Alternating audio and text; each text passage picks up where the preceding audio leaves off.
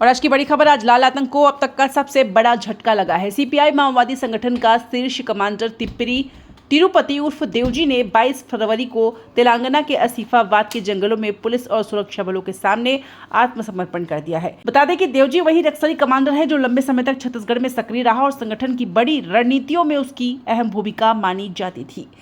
बसपा राजू के न्यूट्रलाइज होने के बाद देवजी को संगठन के सबसे बड़े चेहरों में गिना जा रहा था। उसके साथ मल्ला राजी रेड्डी, जिसे छत्तीसगढ़ में मुरली और संग्राम के नाम से जाना जाता था, सहित लगभग 16 अन्य माओवादियों ने भी हथियार डाल दिए हैं। इस सामूहिक सरेंडर को सुरक्षा एजेंसियां नक्सल आंदोलन के लिए एक बड़ा झटका और ऑपरेशन कगार जैसे राष्ट्रीय अभियान की महत्वपूर्ण सफलता मान रही है, जिसका उद्देश्य नक्सलवाद को जड़ से खत्म करना है। छत्तीसगढ़ के गृह मंत्री विजय शर्मा ने इसे बहुत बड़ी जीत बताते हुए कहा है कि हम नक्सलवाद के अंतिम पड़ाव की ओर बढ़ चुके हैं और लगातार कार्रवाई से संगठन की कमर टूट चुकी है। सुरक्षा बलों का मानना है कि यह आत्मसमर्पण नक्सली हिंसा को नियंत्रित करने की दिशा में निर्णायक साबित होगा।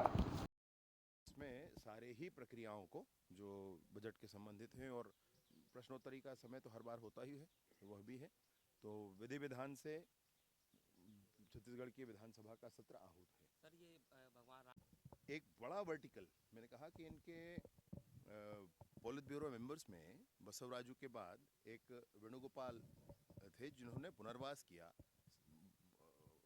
मैंने लोकतंत्र का रास्ता चुना है। और अभी जो जनरल सेक्रेटरी के नाते काम कर रहे थे, ऐसे देव जी जिनकी अत्यंत आवश्यकता भी समझी जा रही थी, ये सोच रहे थे कि ये संगठन को आधार प्रदान करके खड़े रहेंगे, इन्होंने आज पुनर्वास कर लिया है, ऐसी सूचना आई है। तो ये जो पुनर्वास कर लिया है, ये बहुत बड़ी घटना है। देव जी और मल्ला राजू रेड्डी उर्फ मुरली उर्फ संग्राम, इसने भी आज पुनर्वास किया हुआ है। कोशिश में है कि धर्मांतरण संबंधी जो विधेयक है इस सत्र में आ जाए।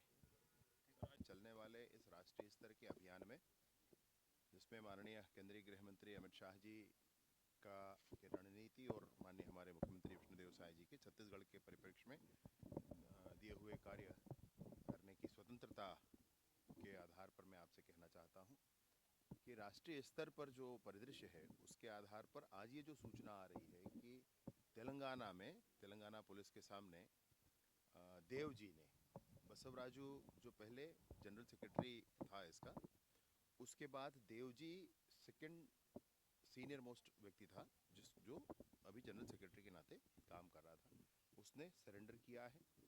और साथ ही साथ मल्ला राजू रेड्डी, जो संग्राम नाम से हमारे यहाँ छत्तीसगढ़ के विभिन्न क्षेत्रों में, विशेष रूप से गढ़चिरौली और छत्तीसगढ़ के हमारे अबूझमाड़ के क्षेत्र में दशकों से सक्रिय रहा है, उसने भी आज सरेंडर किया है। ये बहुत बड़ी जीत है और मैं सोचता हूँ कि अंतिम पड़ाव जो इस पूरे नक्सलिज्म के समापन के लिए है, उस पर हम पहुंच चुके हैं। इसके बाद शीर्ष नेतृत्व में जो एक आध व्यक्ति है, वो बहुत बुजुर्ग है, स्थिति उनकी स्पष्ट नहीं है। एक व्यक्ति दो व्यक्ति और हैं जिनके उतनी सक्रियता नहीं है जितनी इनकी सक्रियता थी, और उसके बावजूद जो कुछ नाम और हैं, उनसे भी बातचीत चल ही रही है। और मैं सोचता हूं कि करेगोटालू पर चलने वाला आज अभी जो वर्तमान में अभियान चल रहा है, उसमें भी सफलता हमको मिलेगी। 89 अभी तक आईडीज उसमें से रिमूव किए जा चुके हैं, उस पर भी सफलता मिलेगी। वो जो गढ़ बनाकर अपना रखे हैं, वो गढ़ ढह जाएगा अब, और साथ ही साथ नक्सलिज्म समूल नाश इसका 31 मार्च 2026 तक अवश्य संभावी है, बिल्कुल हो जाएगा।